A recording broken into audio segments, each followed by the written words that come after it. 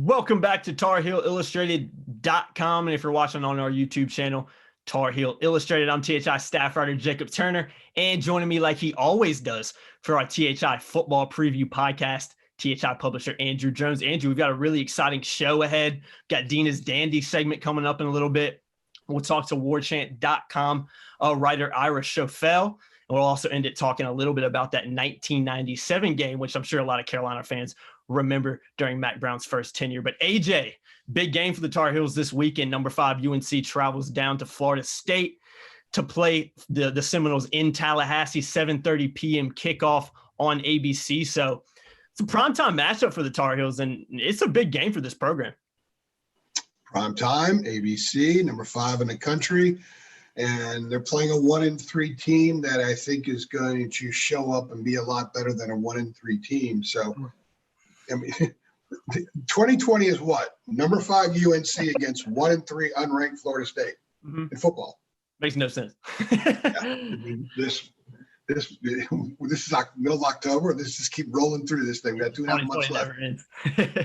To that, though, the Tar Heels have shown flare-ups on offense and on defense that tell you that there's a pretty high ceiling for this group. Mm-hmm. But the great challenge in coaching is getting your team to do all the things they need to do right on the same day, and that's certainly going to be is the mission for this team. I'm not sure they would have to be really good on all 3 phases to get a win in Tallahassee. It would certainly be good for Carolina if they're better defensively, and getting Ray Mahasik back at defensive tackle will be a big part of that. I think he was a bigger loss not having him available for Virginia Tech than not having Conley or Storm Duck. Definitely. It begins up front, and we asked Chaz about that on Tuesday, and he said, yeah, it starts up front, and he knows. I mean, they wore down a little bit up there. Jay Bateman wasn't making any excuses, but they definitely need Mahasik, Tamari Fox, and Jaleel Taylor. Mm-hmm. They need those 3 guys to be healthy, and they need them on the field and to be available. That starts number 1 right there for the defense. They also got to force some turnovers. They can't miss so many tackles. They missed 19 tackles against Virginia Tech. So they have a clear mission, not so much worrying about the Seminoles and not at all worrying about that number 5 ranking, which they would be smart to ignore. They just got to get better. There's a lot of things the defense needs to correct that didn't go well the other day. So their mission should be correcting that. For the offense, they found something. Sam finally hit the deep balls. We talked last week. He's going to hit him eventually. And when he does, it's like everybody can relax. Mm-hmm. And they got Daz a bunch of touches, and Sam hit deep balls. So suddenly the offense is what they thought they were going to be. Now the objective is do it again. And in sports, it's not as easy to do it again as people think. Mm-hmm. That was to mention, you stay on that offense for a little bit. Carolina really successful running the ball against Virginia Tech last weekend. You also talked about just how successful Carolina finally was. It finally felt like the running game clicked when the passing game clicked, the deep ball clicked. I mean, everything just kind of worked for Carolina against Virginia Tech. You already mentioned a little bit, but is it a case for this offense going down to Tallahassee that let's just continue doing what we're doing? Whether it's running the ball or passing the ball, whatever Florida State's given us, we know we're good at each, and let's just do that. Is that kind of the case for this offense? Is just building off of last week's performance? Well, it helps that Josh Azudu is back. Oh, for sure. So no disregard to Ed Montelis, but Josh Azudu is a potential NFL guy. And he plays 4 positions, and he played multiple positions in the game Saturday. So suddenly, instead of Kieran Johnson filling in, you got Josh Azudu kind of spelling some guys. Richards only played 52 snaps. So Azudu started the game last year at left tackle. It was the App State game when Charlie Heck was out. So having him available to spell a guy for a series anywhere on the line except center is enormous. Plus, he's really, really good. Yes, so the offensive line graded out much higher Saturday than they had in the first few games. Brian Anderson was ACC Offensive Lineman of the Week. And then with that, you've got the running game. The running game's been good all 3 games. Mm-hmm. They played 3 different defenses, and the running game has been good. Michael Carter's averaging 10.3 yards a carry. And he's been really good in each game. It's not like he had a couple of 80-yard runs that skewed the numbers. He had a long run the other day, but he's getting chunks. And Javante's getting big chunks. He's averaging 6.5 yards a carry. So it looks to me like they really trust their ground game. They trust the guys up front. Garrett Walston's doing a hell of a job blocking at tight end. The receivers are blocking well. And that's something that the program did several years ago. They had really good Kendrick Singleton group. They were really good blocking receivers. They hadn't been as good there for a few years since, but they are now. In fact, Michael Carter, we talked to him on Tuesday, mentioned something about a play. I think it was Michael said it was a play in which Daz Newsome made a block, and then I guess whatever happened later on that run, Daz was down the field and blocked the same guy again. Blocked him twice in the same play, and that's kind of where this team is. They're blocking really well. They look like they're really in concert in the running game, and we saw for the first time this year the passing game kind of be what it was a year ago. They didn't have to use it a lot. Sam only threw 23 times. They ran 43 times. Yeah, that may change this weekend depending on what FSU's defense does, but they now know, I think, that they can use the run game in a variety of ways, and I think it's going to stick with them the rest of the way. And that's a great thing, because if you can run tight and you could get explosives in the run game, you could win a lot of football games. For sure. I think I went back and watched the game on I want to say it was Sunday night. And one of the biggest things that stood out was really how well the wide receivers blocked it. I mean, I was on the concourse taking pictures, so it's a little bit hard for me to kind of really follow the game in depthly like I like to when you're in the press box. But there was at least 2 or 3 plays with Bo Corrales specifically where his blocking basically directly led to a touchdown. So, and I think that speaks to kind of the spirit of the offense. You know, you don't have a lot of selfish guys out there. When you got as talented receivers as Carolina has, but they're willing to block for their guys as hard as they have been, especially against Virginia Tech. I mean, I think that kind of speaks volumes about the chemistry this offense has and really that this team has as a whole, AJ. But let's flip over to the defense for a little bit. It was I guess a poor performance to say the least against Virginia Tech. I mean, Carolina got up to a 42-17 lead, and you're kind of sitting here like, you know what, this is looking pretty good. And then you blink for a second in the third quarter, and it's, Virginia Tech's cut it to 5. So defensively, it seemed like a game in which the team started off well, but kind of, especially in that third quarter, the defense really just didn't play well at all. Is this a case of kind of going down to Tallahassee and just trying to get back on track? Because that defense is full of talent. I know missing like the likes of Storm Duck and Ray Vahasek and Jaquarius Conley definitely made it a little more thin, but I mean, that defense is better than that, don't you think? Yeah, they are, because if you take away the third quarter Saturday, in the other 11 quarters, they're giving up, I think it's 5.1 points, and they were at 267 yards in the other 3 quarters Saturday. I know that football's a 4-quarter game. You can't throw anything out, but just to kind of give you an indication of how that quarter skewed the numbers some. They gave up 228 yards and 25 snaps. I mentioned depth earlier. We saw depth as an issue in that quarter. The onside kick meant the defense was out there for consecutive series. So they need to get off the field, and one of the ways of doing that is getting turnovers. They got to get more turnovers. They've got 1 so far. The Trey Morrison pick 2 at BC does not count as a turnover because that does not count as a play. So the only interception, I think, was Biggers in the first game very late. I think you're right. So it wasn't a game-altering play. They have no turnovers that are game-altering plays yet, and they need to do that. If they're in a situation where they're in the 6th or 7th play of a drive, and they are limited, they're going to be limited. They could be limited for a while longer here defensively. That's when you need to get a strip. Chaz talked about strips earlier in the week, so that the secondary got hands on the ball. As Jay Bateman said, they've missed tackles, and not getting turnovers are what extends drives. And they've got to be able to get some of that stuff, because I think they've done pretty well in some other areas. They maybe didn't grade out in a lot of their reactionary stuff on Saturday, but if they didn't miss so many tackles and they got a couple other turnovers, it could have been a very different game statistically, and it could have been a very different game as far as the margin of victory goes. So that's what they need to do. They need to get a couple turnovers, not miss so many tackles, get off the field a little bit more, not play so many snaps. And I think that will do as much for them as anything else would. Absolutely. Last thing I want to talk to you about before we move on, AJ, how big of a game is this for Carolina? I mean, we talked about it being nationally televised. I know every game is big. Doesn't matter how good you are, how bad you are. Every game is big. It's another opportunity to win. But when you look at, how big is this game for recruiting? How big is it for this team? And just the fact of going down to Tallahassee, taking care of business against a team that, on paper and, any way you look at it, they should be beating. Yeah, they should. And I've always believed that when you're in a new spot, when you're like Dayton last year in basketball, a lot of people wanted to see what they would have done in an NCAA tournament because they were ranked so high all year long. Well, okay, now they have a chance to really prove it. Well, people are looking at UNC football now the same way. Suddenly people did a double take this week and said, they're number 5. Yeah, like what? In front of them. And look who's right behind them. So, maybe they're somewhat thinking that. I mean, you gotta get used to being in a certain neighborhood before you take the next step. And I think that it's a huge game because a loss means they drop and people say, oh, I told you so. And maybe there'll be some self-doubt. It's human nature. We talk a lot about human nature in a lot of the videos that we do, and it's a real thing. So yeah, it's a big game because right now at number 5 in the country and 3-0, they have every game they play is an opportunity to play a bigger game the next week and eventually play for something very, very significant.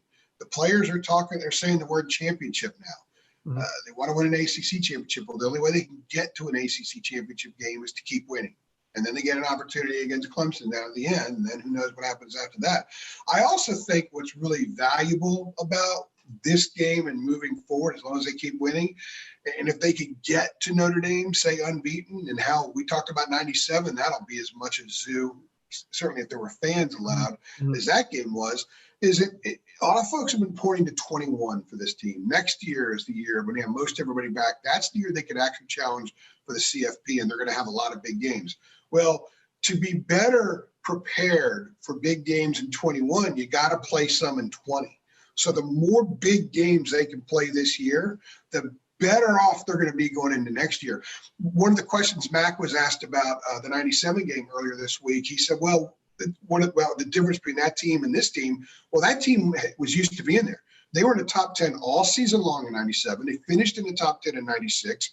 Their high point was number 6 in 1996. That was when they went into Charlottesville and lost that game. They had the 17-3 lead and they blew it. And Kildorf had the interception late that UVA returned for a touchdown and just kind of changed that game. So, but they had been in those games. So they were a little bit more prepared. They had to scale a few of those mountains in 97 to get to the FSU game. They just lost to a much better team. So 21 can be an amazingly special year for UNC football, and all of the experiences that they accrue this season will help them along the way. But these guys are thinking about now too. I mean, they can be 8-0. You get Notre Dame at home. You got to go to Miami. You never know what can happen. This is 2020. Maybe in 2020 is the year that UNC basketball finishes 14-18. The football team has sent us to number 1 in the polls at some point. That would be so 2020. I would not be surprised. I'm actually fully expecting that to happen now because of how crazy this year's been. I'm going to be more surprised if that doesn't happen than if it does, I think, at this point. but it is a big game. And I think every game these kids, they've won 6 in a row as a program. Mm-hmm. And in those 6 games, going back to last season, and the average score in those 6 games, I think is 44-17. That's big time. And 4 of those opponents were ACC teams. One of them was a bowl game, and another one was an FCS team. So they're playing well, and there's a lot of pressure to keep playing well. It's like I'm not a big gambler, but I've been to Vegas, and if a guy's rolling and he's 7 or 8 strong and he's rolling, there's a lot of pressure to get to the 8th one, the 9th one, the 10th one to keep winning. Yeah, I think that they've kind of reached that point. So yeah, it's a huge game, game because they're all huge. Yeah, it's not going to get any easier for this team. Doesn't matter the opponent they're playing. When you're a top 5, top 10 team in the country, everybody wants to beat you. So definitely not going to get any easier. We see that with the basketball program all the time. But yeah, Carolina, big game this weekend against Florida State. That's going to do it for this segment, though, AJ. We've got one of my favorites coming up next. For the people that have been watching this show over the past few weeks, I think they know what I'm about to say. But we got Deana's Dandies coming up. Can I say it? Yeah, go ahead, AJ. Go ahead. It's time for Deana's Dandies. Hey, guys. North Carolina's produced a lot of talent, and sometimes that talent goes to Tallahassee. There's 2 kids on the Florida State Seminoles roster from North Carolina this year. Defensive back Hansa Nasruddin from Concord, North Carolina. He was a former teammate, a current UNC basketball player, Leaky Black, when they were at Concord High School. Another former NC prep star, DJ Daniels, out of running back from Fike High School in Wilson, North Carolina. He's also on the roster. And Coach Bobby Bowden really did hit the North Carolina recruiting territory. He got Nick Maddox out of A.L. Brown, a running back that everybody in the whole world wanted when he was in high school. Brad Johnson, quarterback from Owen High School up in Black Mountain in Western North Carolina, he was another one. And then they got two brothers, AJ and Derek Nicholson, out of Mount Tabor High School. Their dad, Darrell, was a very stellar UNC football player back in when LT played, was a vital part of that 1980 team. So Coach Bowden always had really good luck in getting the talent to go to Tallahassee from North Carolina. But the last Dandy I want to mention, and it's a big one, Sam Howell. He was committed to Florida State. Now he's a Tar Heel. How ironic. He could be on the other side of the field this Saturday. But with Coach Brown and Coach Longo's persistence, they kept recruiting him, made him priority, their first stop, won the Howell family over, and now Sam committed to UNC, and now in year 2 of the Sam Howell era at UNC. So Tar Heel fans, what a sight it could have been. Sam on the Florida State side. Instead, he's leading the Tar Heels into battle at Tallahassee against the Florida State Seminoles. Check back next week for the next edition of Deana's Dandies. Thank you. Awesome stuff from Deana, as always, on her weekly Deana's Dandies segment. Deana, after watching it, I got a question for you, and then I'll ask AJ the same thing as well, and he can add on it. But I actually went back and did a little research, not to pat myself on the back or anything like that, but I looked at every FSU roster from this season until 2012. And I went back and looked, and I think the most players from the state of North Carolina on any roster at one time was 4. I think most of them were 2 to 3 guys from the state of NC that actually played at Florida State. Now, when I look at that, I assume that it's safe to say that Florida State's not really a threat to Mack Brown in North Carolina, at least in the state of North Carolina, just because they don't have a lot of guys from the state on their roster. Is that true, or is it a thing where Florida State may not be landing these guys, but they're always kind of in contention and kind of around with some of the top guys in the state? Well, those Florida schools, they don't have to go very far. And with a program like Florida State that on the national scene, they cherry picked who they wanted. So as in the case of Nick Maddox back in the 90s, he was the top running back in the country. So why not recruit him? So we've kind of seen it, the recruiting dwindling in North Carolina, basically because of the rise of Clemson, and then North Carolina recruiting their home state really well. So I don't think Florida State's presence is as much as Florida, to be honest. Florida has recruited North Carolina better than Florida State recently. Well, I think some of the staff's connections to the state of Florida or state of North Carolina, Florida staff are greater than what FSU has. But I'll tell you what, though, if FSU gets back to where it was, they're going to come after those top players. You look at the top 5 to 8 kids in the state of North Carolina every year, FSU will be on top of them, and there will be a threat to get them, because if you've ever been down there, Tallahassee's not the greatest town in the world, but it's still Tallahassee. It's still Florida. It's still FSU. It's still Doak Campbell Stadium. It's still the Sod Cemetery. It's still Chief Osceola. Kids are going to want to go there. Oh, for sure. Last question I got for you guys. Sam Howell, I think we got to touch on that a little bit. Obviously, Sam Howell was a guy that was committed to Florida State for a while and then ended up decommitting, and the rest is history. He's now starting quarterback at North Carolina. But, Deana, what do you remember about that recruitment? And when Mack Brown came in, looking back, was it kind of just a matter of time before Sam ended up flipping to UNC? Well, I'm going to pat myself on the back because AJ knows that when Sam Howell committed to Florida State, I told Andrew, I'm like, this is not going to be over, because I just had a gut feeling that Sam was a kid that Carolina could flip later on down in the year. Well, when things happened and the coaches on both staffs were having trouble, look what happened when Matt came. Sam was his first call. And when the Howells were like, well, we need to know who the offensive coordinator, when they hired Phil Longo, that was Phil Longo's first call. So Mack and Coach Longo sold the staff on what their plan was for UNC and for Sam there at UNC. And They won the family over, and Sam's a Tar Heel. I will tell you this. When he committed to FSU, and probably a minimum of a dozen times over the next several months, Deana kept saying, and I'm going to try to do her accent here, so pardon me if I'm off a little bit. Andrew, he's just looking for a reason to go to Carolina.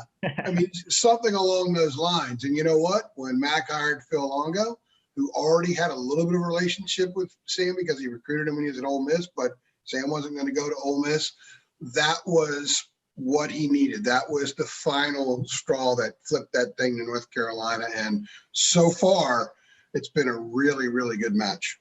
For sure. I think how was that accent? That was good, man. I've heard it before. It's usually on point. That was good. You know, in Mac's press conference the other day when he imitated Bobby Bowden. Oh yeah. Y'all messing. I was like, Mac's got a little bit of Deana in him tonight this morning. A little twang. Mac is from Cookeville, Tennessee. I'm sure he's heard his fair share of Miss Kings in the Cookeville area. Oh, absolutely. Absolutely. Great stuff, guys. That's going to do it for this segment. We've got a great interview coming up with Ira Schoffel from warchant.com. Hope you guys enjoy. All right. Right now, we'd like to welcome in our special guest this week from warchant.com, Ira Schofel. He covers the Seminoles. They do a phenomenal job there. If you have any interest in the Seminoles, go to warchant.com. They do terrific work on that site. You'll certainly learn an awful lot about the Seminoles as they get ready to take on the Tar Heels this weekend. Welcome to our show, Ira. Thanks for having me, guys. Thanks for the kind words, and same for you guys in your site. Absolutely. Thank you. It's definitely a pleasure to have you on. Okay. Jordan Travis. He was a topic of conversation Tuesday morning when we talked to some of the UNC football players, Chad Surratt in particular. They say that FSU's offense is different and certainly better since Jordan Travis was inserted in the lineup at some point during the Jacksonville State game. Is that what you've seen? And should UNC fans disregard everything they've seen from FSU's offense before he took over? Yeah, I'd say it is dramatically different. And the biggest thing is they needed to get somebody with more mobility because their offensive line's not very good. It hasn't been good now for a couple of years. And, having Jordan Travis's, not just his ability to run as a true running back, basically, in some situations, but also his ability to extend plays. Notre Dame sacked him twice on Saturday, but they would have said, if James Blackman had been the quarterback, they might have sacked him 7 or 8 times. So that's a big part of it. He's able to throw pretty well on the run. So when he gets away from pressure, it's not just a matter of, running. He looks to throw the football downfield. And then they've been able to do more of the true zone read stuff and RPO stuff because he is actually a threat to run. So yeah, there's no doubt it's a much more dynamic offense. It's not nearly what maybe North Carolina's offense is or some others, but compared to what it was, it does function a lot better now with Jordan Travis. Yes, sir. I'd say discipline, assignments, discipline, and not being triggered into something is one of their keys on them. The offensive line, you mentioned that. I was watching a little bit of the Ole Miss Alabama game the other night, and I saw Landon Dickerson opening some holes for the Crimson Tide. And I remember being down there his true freshman year when UNC was last there, and he was starting as true freshman. The offensive line in FSU has been a story for a while, and it has not been very good, as you sort of alluded to. Is it better now? And if so, what is the difference? I think it's better.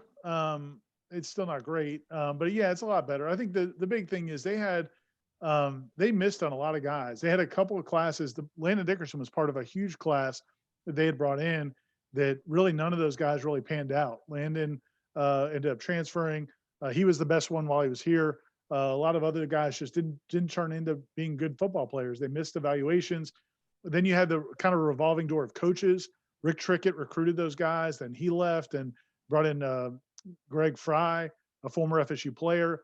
He only lasted 1 year. He was fired. Then they brought in a new guy, and then that staff was fired. And now they have a new offensive line coach again. This one, Alex Atkins, is a really up and coming, highly regarded offensive line coach. And I think he's found a young nucleus that he can work with.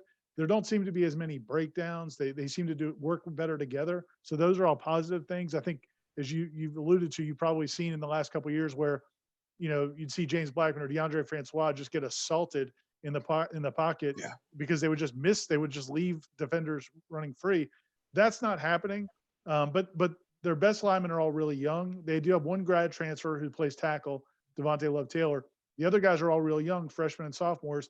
And so they're not going to move people. They're not going to move the line of scrimmage, but at least they're not having the big breakdowns. I were to stay on the offense for a second. I know in the first couple of games, they really struggled putting the ball in the end zone, but it seems like against Jacksonville State, which I know is a little bit lesser competition in Notre Dame, they've at least had a little bit more success finding the end zone. Do you sense that this offense, as a whole is starting to turn the corner a little bit, or is it still kind of to be determined?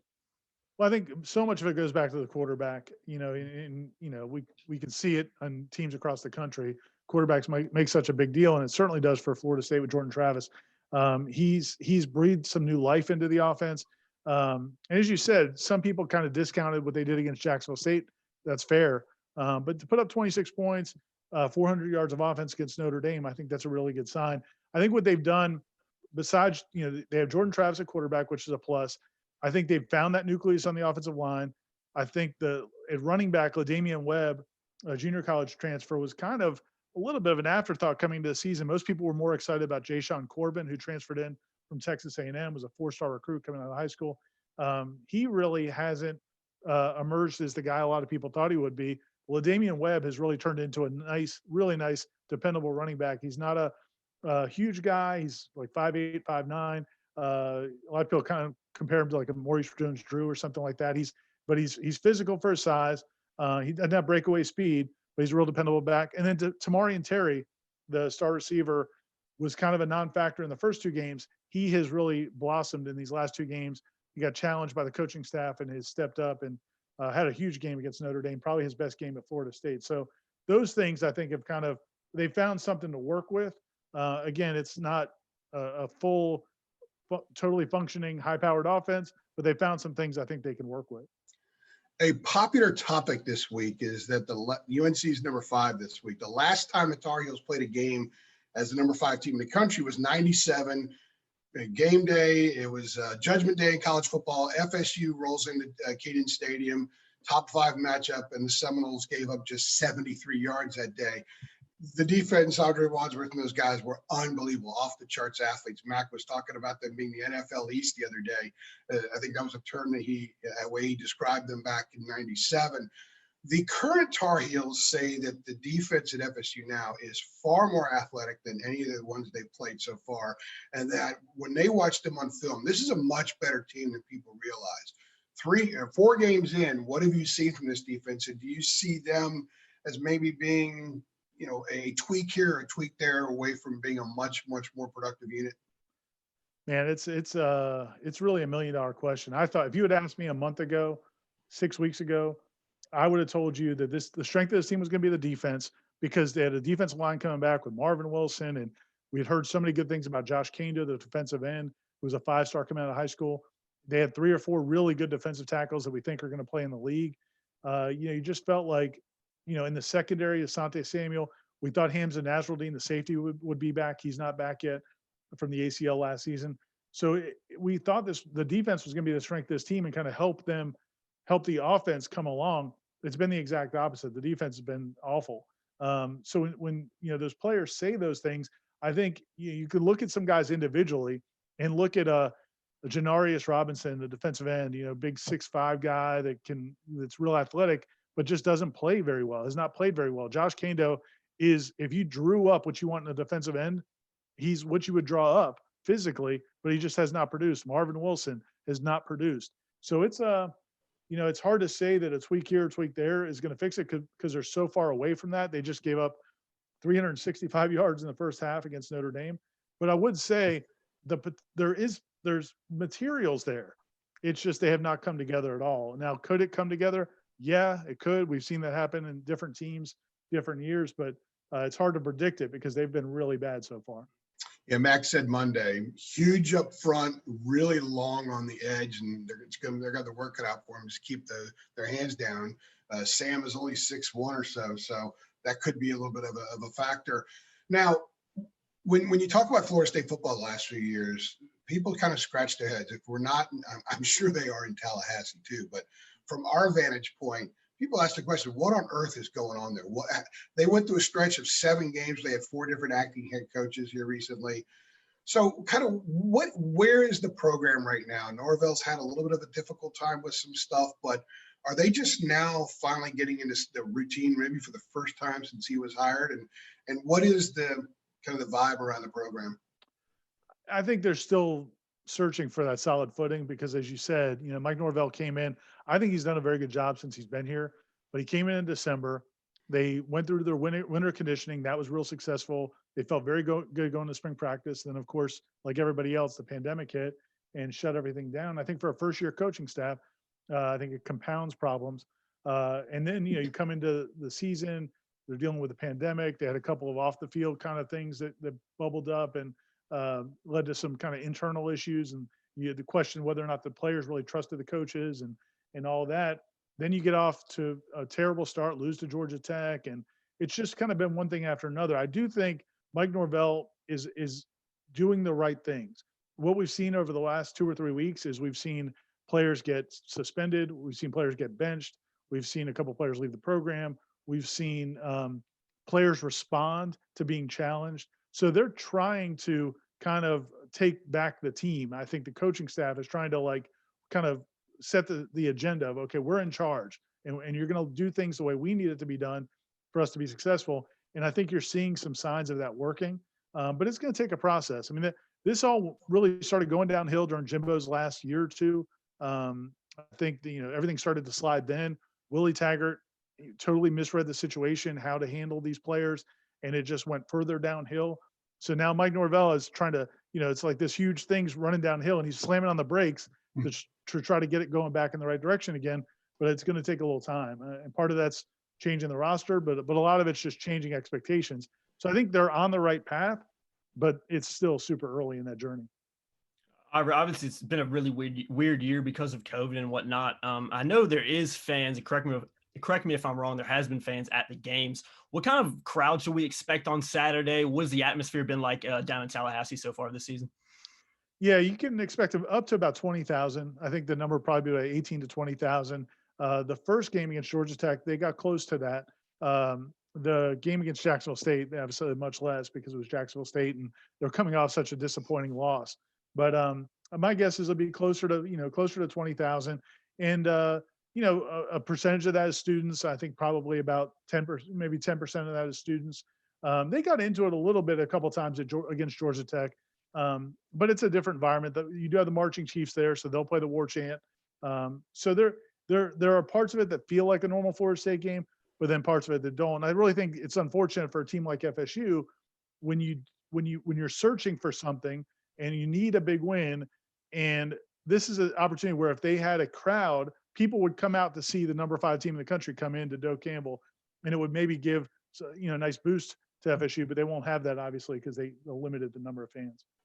There is absolutely no doubt that UNC's second game last year was its home opener. They were at home against Miami. It was a Saturday night, packed house, and Max said that those kids, after the apathy that had grown around the program in the last few years of Larry Fedora, to run out of the tunnel and the place was full and it was a buzz, it was a great atmosphere, that really helped spark that team the rest of the season. So FSU is kind of in a very similar situation that UNC was this time a year ago.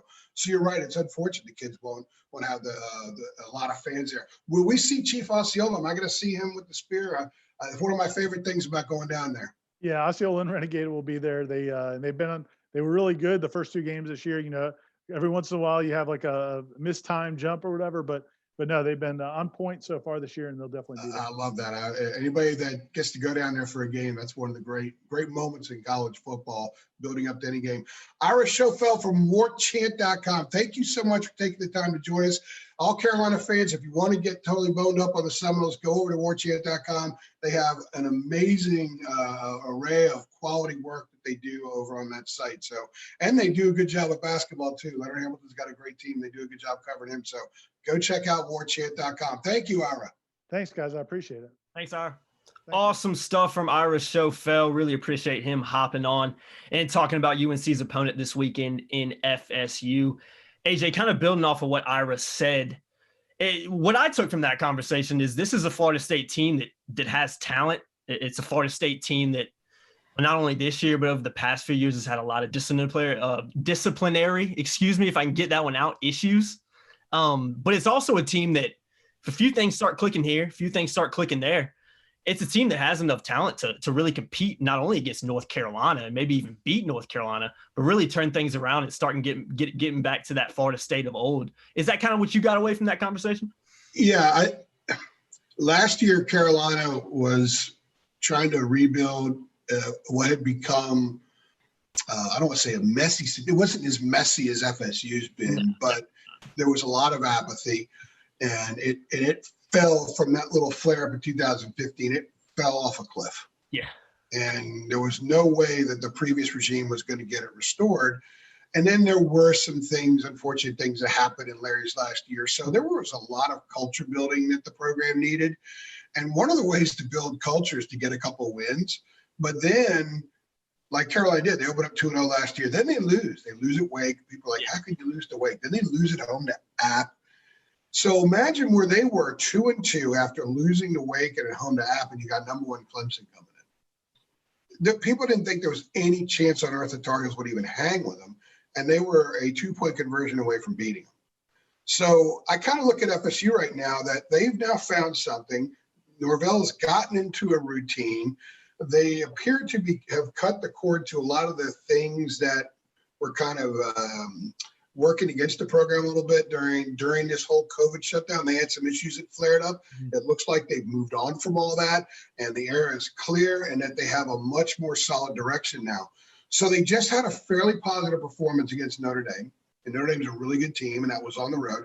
And now they've got number 5 coming in, a program that doesn't know how to handle being number 5 because they've never done this. None of these kids were alive last time UNC was number 5.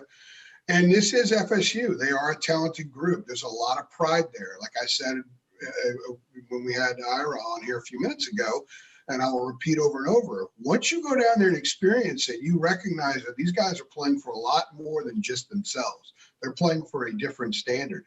UNC basketball experiences that a lot. So I think this is a dangerous game for Carolina. They got to be ready to play. They can't do the bunch of the penalties. They've got to force some turnovers. They've got to get out to an early lead because it could be a mental thing with this FSU group as they are in that learning phase. But if Carolina could play with Clemson the way they did in Game 5 last year, this is Game 5 for FSU. They could absolutely play with Carolina. So that's what I take from what Ira was telling us. He's telling us that the noses a bunch of little noses are getting pushed in the right direction, and collectively it's starting to swing that way as well. For sure. It's a funny story. We always do our preseason predictions before the season and kind of predict how we think Carolina's going to finish. And I actually have Carolina losing this game on there. I did change it in my prediction. You could end up being right, man. You never know. Who knows, man? And then, it was funny because I saw them lose to Georgia Tech in the opening week at home, and I was like, oh, man, this might come back to haunt me right now. But, hey, like you said, positive performance against Notre Dame. We know that Florida State has the athletes. It has the talent. And it's just kind of a matter of sticking all that together and putting it out as a successful product on the field.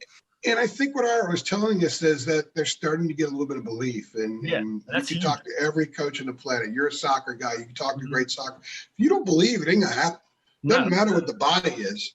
If you don't have belief, it's not going to happen. So, I would say this is a fairly dangerous foe. Tar Heels are not a team that could take anybody lightly that's on the schedule, certainly until they play Western Carolina. And no disrespect to them, but that's, facts are what they are. So, in Carolina, look, 7-6 in the third quarter against Syracuse, 26-22. You had to fight off a 2-point conversion against BC. And then last week they gave up 495 yards and 45 points and had that third quarter meltdown. So they're the number 5 team in the country because someone's there. And I think that they have a lot of potential to maybe eventually play up to that spot. But there is a lot this team must do to get better. And I think that what Ira is telling us is that this could be a pretty good matchup. Yeah, for sure. I'm definitely looking forward to seeing how things play out down in Tallahassee on Saturday. AJ, the last thing I want to talk about before we end the show is 1997. Let's step back in the time machine, go back to Mack Brown's first tenure in Chapel Hill. FSU visited Kenan Stadium in 1997. I think I was about 2 years old at that time. So I don't personally have a lot of recollection of that one, but from learning about it, from reading up on it, from watching highlights, it was one of the biggest Carolina games, probably the biggest game in the history of the program. You have a piece out on our website right now, TarIllustrated.com, about that game. Be sure to go read that one after this video is done. But what do you remember from that matchup? And what are kind of some memories that stand out? Because I think you were in Chapel Hill, if I remember correctly. Yeah, I was there that night. That was the most pregame electricity I've ever seen in Kenan Stadium. The only moment in which Kenan was louder, crazier, more frenzied was Gio Bernard's punt return against NC State in 2012. Connor Barth's field goal to beat Miami in 2004 was right up there too. That was very, very loud. But the buzz in Chapel Hill, the buzz that day was off the charts. They turned back thousands of students. Deana told us the other day they turned back a lot of high school coaches at the gate. They just couldn't fit everybody in. And so it was a full house, 62,000 for that game. And it was an extremely important game. It's the only time ESPN Game Day has been in Chapel Hill. And it was an opportunity for Carolina to finally poke its head to that ceiling. It has banged its head on the ceiling many times in its history. And I was telling you the other day about, 1980, they go to Norman, Oklahoma at 7-7 at the half, and then the floodgates open. And, they have a loss against South Carolina in their history that was comparable. And there are other games where UNC was close. They had close to poking through, but just couldn't complete the deal. That was a night, I think they were 8-0 going into that one, where it was an opportunity, and the Tar Heels could not move the ball. As Max said the other day, we couldn't block anybody. They finished with 73 yards of offense. Crazy. And they had 9 yards and 1 first down in the first half. Oscar Davenport got hurt and was knocked out for the season. So they still ended up going 11-1. They finished number 4 in the coaches poll and 6 in the AP. Mac had his last 2 teams were both in the top 10. But that was one of those moments where, okay, the FSU came in and said, we're FSU. We're finishing in the top 4 for 14 straight years. We're the best program in college football. Bobby Bowden and all that good stuff. Andre Wadsworth, whom I mentioned with Ira, they were loaded. Go back and look at that FSU roster, and just sit there and check off all the dudes that played in the NFL. There were a lot of them. Uh-huh. Carolina had a lot of NFL guys too, but they weren't ready to win that game that night, and they didn't. Uh-huh.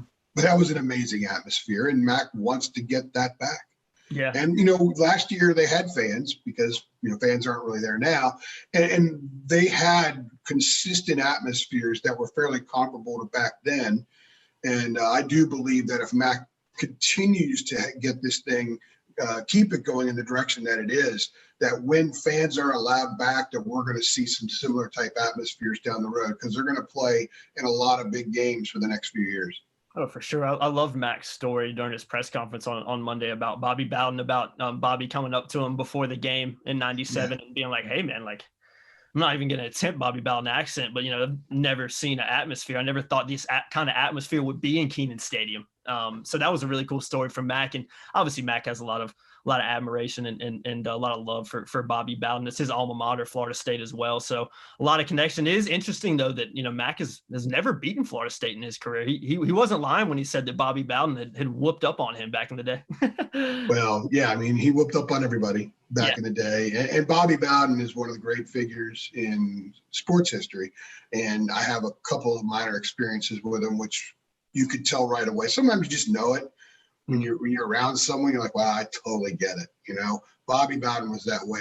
I can't imagine, other than Miami and Florida fans, anybody who ever had the opportunity to be graced by his presence that had anything negative to say about him. Just an unbelievable guy who, one of the experiences I had with him, the way he was with me, and I'm a complete nobody, then I can only imagine he's just like that with everybody. Yeah. He was such an amazing coach. And they had such a great program. They had such an amazing culture.